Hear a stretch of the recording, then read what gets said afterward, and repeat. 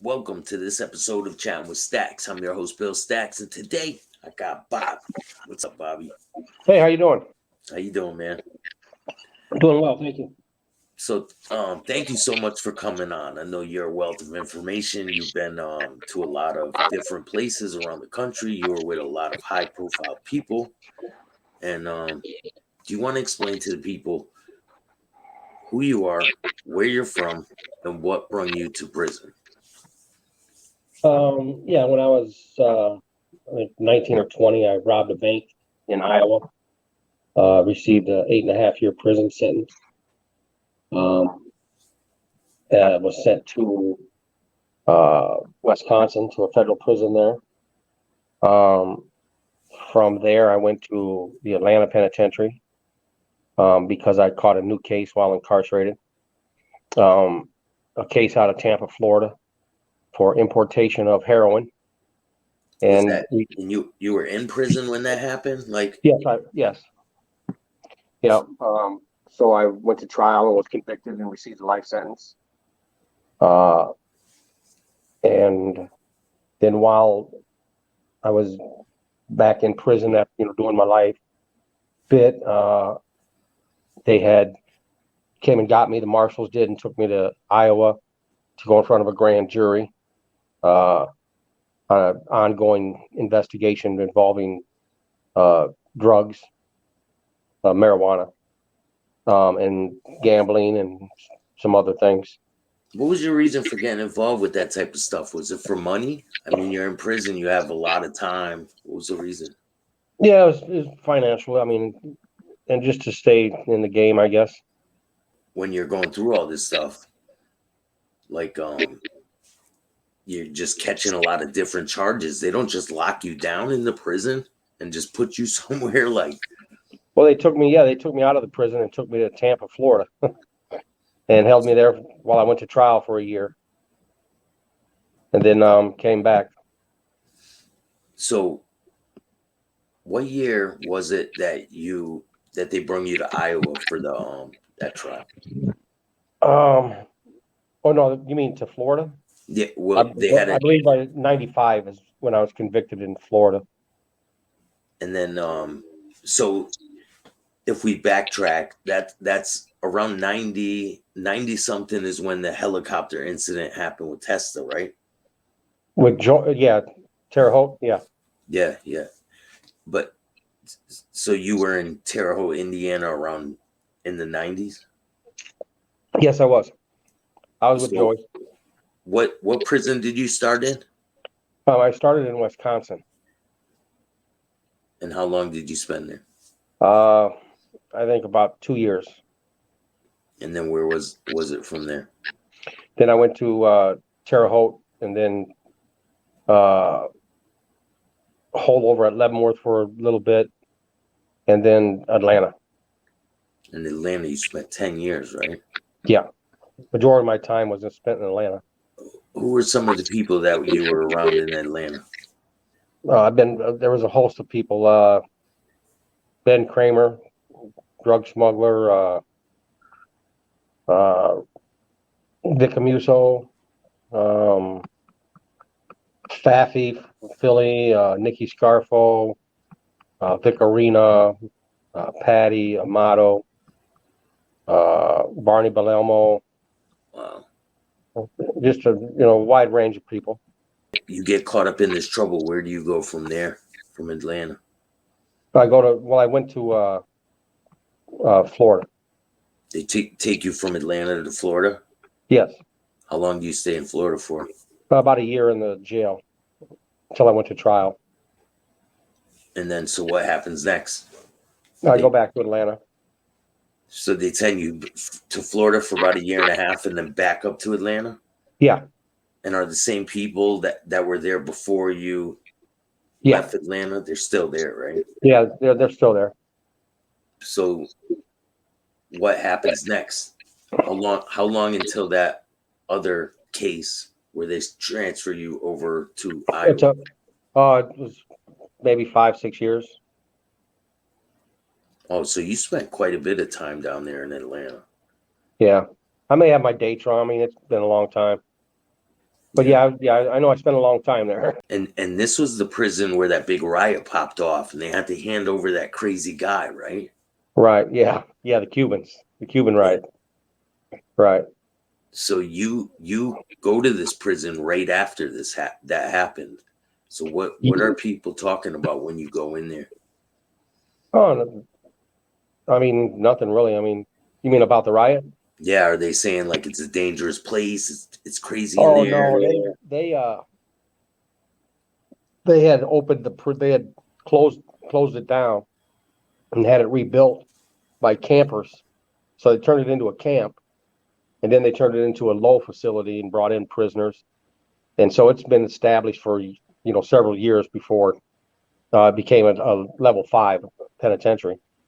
Yeah. So yeah, there wasn't much talk about that riot. That was in the past. Is there anything that sticks out to your mind that is there anything that sticks out in your mind when you were there that time? um, I was in Al Capone's cell and sat in the barber chair that he sat in. So that was pretty cool. That's crazy. Is there a lot of legends that people talk about in prison, like in like past gangsters and things? Yeah, sometimes. Yeah, yeah, Because yeah, it's kind of like a college for criminals if you think about it. yeah. Unfortunately, you're right. Yeah, Yeah. yeah. It's you can go one way or the other there, I guess. So you stay in Atlanta for about 10 years, you said, before they transfer you back when you get in trouble to No, I Iowa. was about 5 years, maybe. So do you want to tell me about when they transfer you back to Iowa? Do you want to Yeah, tell me about when you come across that woman? sure. I was housed in a facility in a jail in Benton County, which is not where I was supposed to be. I was supposed to be in Lynn County, but there was informants there, so they moved me. They didn't want me in there. Uh, when I get there, it's unbelievable. It's like Mayberry. It's one building and just one hallway, and on the left side was females, and on the right side was males, and they were like living in the '60s or something. I don't know, but they left all the food slots open. So I mean, the first day in the cell, I'm looking through the food slots, seeing what's up, and bam, there's a chick across the hall. You've been in prison for a Yeah, long I've been in time at prison this for a long point. time. Yeah, so you know how it goes. So I started talking Yeah. shit to her, and we started communicating back and forth and just talking smack. And, that was that. Just throwing, shooting little kites under the door to each other, and and that was that. I was just waiting to get transported back to Atlanta. This was for the grand jury. Oh, Um, so is what the charges to this come. right. This is what I was brought back for. Were you Um, nervous? no, I wasn't nervous. I was doing a life bid. I didn't give a fuck. It was good to be in Iowa and see the chick across the hall. So it was all worth it. At that time. But we communicated for a couple of weeks, and then all of a sudden, about 4:30 in the morning, I get a rude awakening by law enforcement, yank me out of the cell, take me into a big room with several individuals. Like the U.S. Attorney, the Iowa Tom Miller, the Iowa Attorney General, uh, the head of this investigation bureau or whatever they call it here, and uh, the local head of the FBI, and they all start yelling at me about, we know you've been talking to that girl, and we know you got letters from her. We want them, and I just, it ended up where I just basically, go fuck yourself. I don't know what the hell you're talking about, and went crazy on them, and they tied me up, threw me in a room, and that was that. Then Did later they that happened. Go ahead. did she mention anything about the murders before that this happened? No, in all honesty, I didn't even know her name. I had to ask a guard what her name was. So I mean, I didn't even know her name. I wasn't didn't care about her name.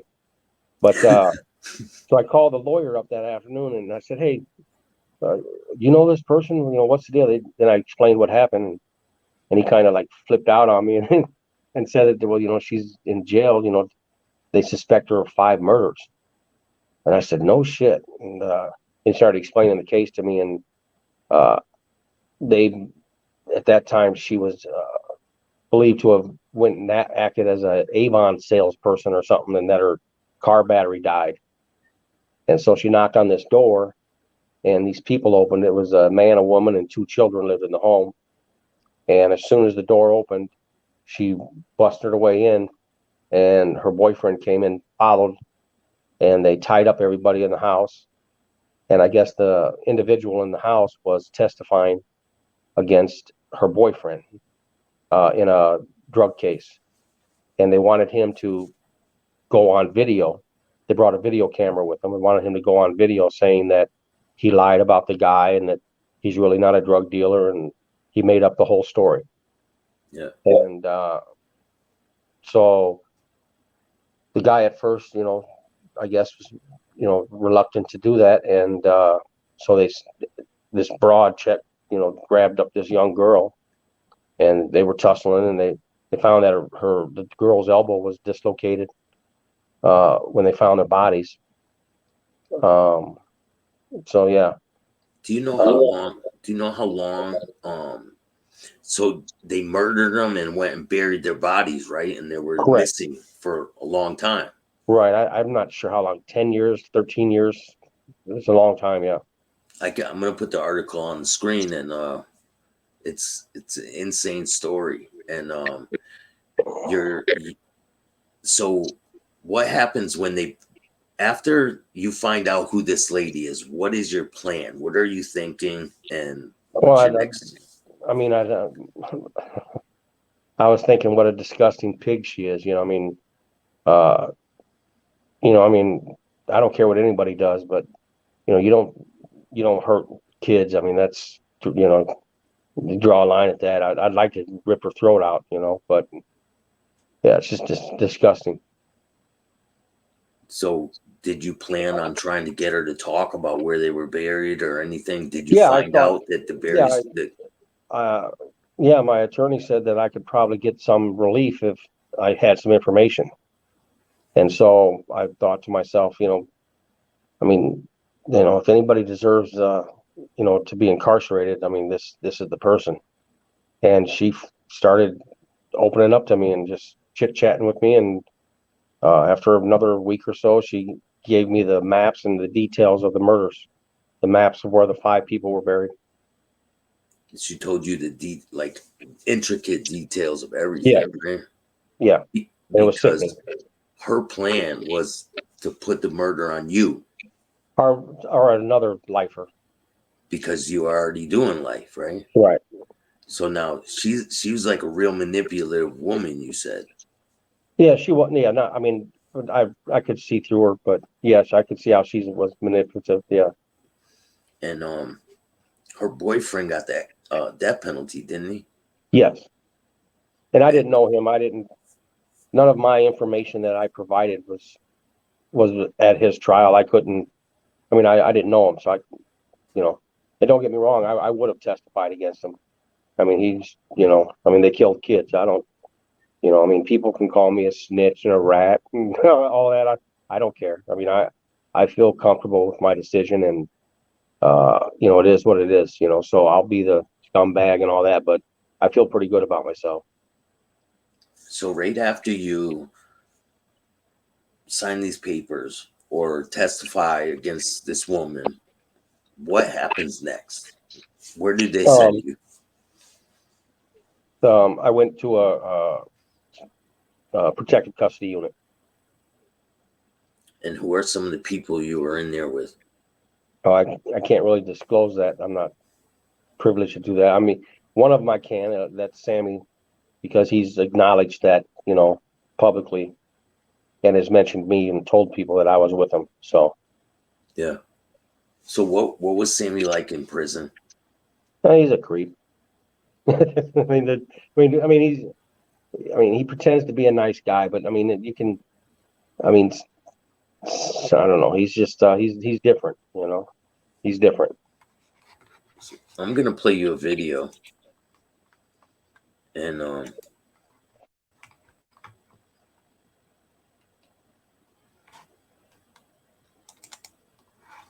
be around like $99, which is a big cut from what it is.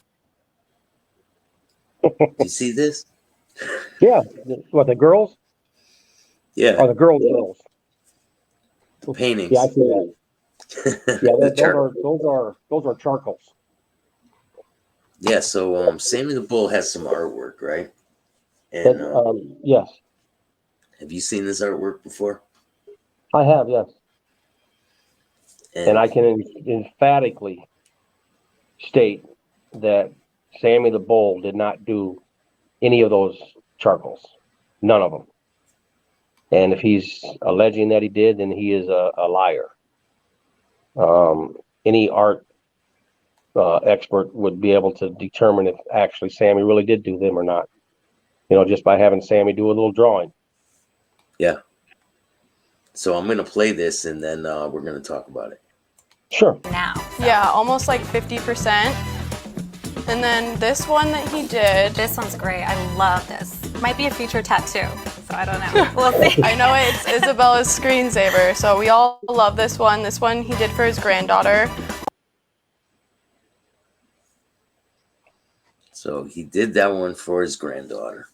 No, he didn't. He didn't do that. He didn't do any of them. Listen, he's full of shit.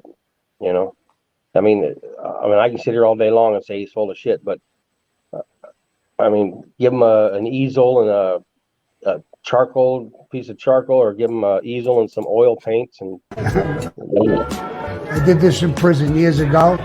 Now, that I can guarantee. Yeah, did this in prison years ago. I can guarantee you that he did not do that in prison years ago. I can promise you that. You know, Sammy's taking credit for some artwork that others had done for him, out of you know, friendship or whatever you want to call it, and he has taken it and abused it. You know, taken gifts and is now, you know, making a profit off it, and you know, not doing anything for these guys that you know gave him this, and then he's not even giving them the accolades they deserve. You know, I mean, there's a one guy in particular that's that does tattoos and artwork, and he gave Sammy many paintings and charcoals, and you know, he doesn't do nothing for him. So he would take the charcoals without their signature on it. Yeah, no signature on it, and Sammy would put his on it. Yeah. Yep. So that's his MO, huh? Mm-hmm. Yeah, I mean, and Sammy can get up and get on his little news channel or whatever the hell you call it, but and say I'm a liar and all that. But hey, I mean, again, give him some charcoal. Listen, the guy can't draw a straight fucking line. So I did this in prison years ago. Yeah, he did that in prison years ago. He's so full of shit. Yeah, so. And they're making quite a profit off these. They sell them online for $200, $199 a piece. Right. Yeah. He's making a lot of money. He's profiting off of other people, and you know, he's a snake. That's a snake move. And it really is. That's, you know, just like on the street. That's, you know, everything he's done has been, you know, snaky. You know. He'll do something for a couple dollars, man. He took money from John A. Light just to give him credibility and say he was a tough guy in the street. It's disgusting. Yeah, I mean, don't get me wrong. Sammy probably was a tough guy, you know. At one point, yes. At one point, he was quiet as a mouse in prison, and you know, all these, you know, he talks a lot of shit, you know, and I mean, I could sit here for days and just, you know, I mean, like his tattoos and all, you know, it's all bullshit, you know. He's doing all that just to sell likes or whatever, however the fuck he's making money. And, you know, it's bullshit. So his tattoos. Let's talk about Sammy's tattoos. Yeah, let's do that. I just seen a just today, um, a little thing that he has on his station or whatever it is, my tattoos or the meaning of my tattoos or something like that. And he went on and talked about how each one has a meaning, and or not each one, but several of them have meanings, and blah blah blah, and how he went over the years and got them done, and and how he has to wear a long sleeve shirt in prison because it's illegal to do, and he never got caught, and all this, and they didn't have any photographic evidence to prove otherwise. And I mean, listen, he can tell the public that bullshit, but this is how it works in federal prison. I don't know how it works anywhere else, but in federal prison, after 27 years, I kind of know how the routine goes. And once you enter a facility, you see a doctor, you're stripped, you go through, some tests, you see a counselor, and then you see an SIS, a Special Investigative Services officer, who's like the FBI, and they have a form. It's a Bureau of Prison standard form. Every prisoner has one, and it's a outline of a human body, and they mark down every single tattoo on your body. They're looking for gang affiliation tattoos, So I mean, it's a standard operating procedure, and you can believe that Sammy the Bull, when he entered the facility, had 2 tattoos or 3 tattoos from years ago, and that was it. And so my friend, who actually did some artwork for him, also did all the tattoos on him, from here down. And how long did it take him? I'd say a month, maybe 6 weeks. They were going at it hard, but he was drawing all of the tats and just doing them out of his head and pulling old tattoo patterns that he had been saving. And those are what Sammy's got. He's got like he talks about the women he's got on his arm and all that. But those are all Aryan women. That's what they are. And he talks about Odin and talks about the Aryan brother. That's who they worship. And I mean, he makes statements that are just outlandish. And then like that's not even true. I mean, so, and he said that he got a Odin tattoo on his arm because the AB guy came to him and told him it was okay, and that he could, walk the prison yard with the AB, and that's not how it works. It's just definitely for sure is not how it works. And yeah, if they seen him with a tattoo like that he shouldn't have, they would have just chopped it off him. But when Sammy would walk through the halls of the prison, they would shut the prison down, right? Yes, if he had to go to it. He talks about he was in the prison doing this and that. Listen, from the day that he went to prison, he was in protective custody. Just every day he was in protective custody from day one. He was never allowed out to mingle with the Aryan Brotherhood, and wasn't allowed to mingle with the Mexican Mafia and all. He wasn't allowed to do any of that. He was in a cell by himself. What was his nickname? Schmiegel. Yeah, from Lord of the Rings. Yeah, they said. Yeah.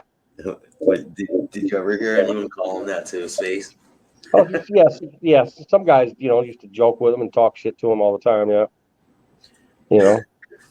You said there was an incident when in TV room or something. Oh, and he wanted to change the channel. Yeah. Yeah. The guy told him to go fuck himself. Yeah. What happened? He just turned around and walk away. Yeah, he does what he always does. He goes into a cell with 1 or 2 of his buddies and talks about what a cocksucker that guy is, and if it wasn't for me going to get a visit next week, I'd smash him and all this bullshit. Now, so I'm stating for the record. Yeah. For the record, I'm stating Sammy's stories about his tattoos are lies, 100% lies. Sammy stating that he did artwork in prison, and the artwork that on his website, he didn't do any of it. not one piece of that artwork did he do himself. So, I mean, he's Sammy the Weasel, art fraud. That's what it should say. Yeah, that's what it does say. Hey man, it's can you tell me if he had a problem with someone in prison, right? And would Sammy go to the cops and tell on? He was one of them sneak, one of them sneak motherfuckers. You know, like say, you know, a couple guys got in a beef and they were going to go to the hole for 30 days, and say he didn't like one of them guys. You know, it wasn't. You know, Sammy was Sammy. He'd roll up on a counselor and say, "Yeah, you know, I don't like that dude. You know, he just causes trouble. You know, on a yard and blah blah blah." And you know, that's what they call in the joint. They call it dry snitching. You know, and you know, but not him. I mean, it's not snitching to him. But yeah, he would do. You know, he would do. You know, just dumb shit like that. Now, You know, did did he have problems in there? Did people ever challenge him, like severely challenge him? no, I mean, he's an old man. I mean, nobody. He didn't have any problems, and nobody there had any problems. You know, I mean, it was yeah, it was you know, everyone minded their own business. You know, it's just he was he was a loudmouth, so you always knew him. And then because of the guys I was around, he would always come and want to talk to me, and like I was his buddy and shit. And you know, you can get it filled up with Sammy real quick and want to chase him. You know. Yeah. So, we were talking about a situation. You said he was taking advantage of some younger inmates that were in there. Oh yeah, these two guys they were loaded. They had a lot of money. When I say a lot, I mean hundreds of millions of dollars. And Sammy would, you know, these are young kids, never been in trouble in their lives, and you know, lived like kings. You know, so going from that to prison and bam, they smack right into Sammy the Bull. You know, so they're scared, but they're also like, uh, like, wow, this is Enamored. Sammy the Bull. Yeah, exactly. Yeah. But he started getting them to bring tobacco and coke in.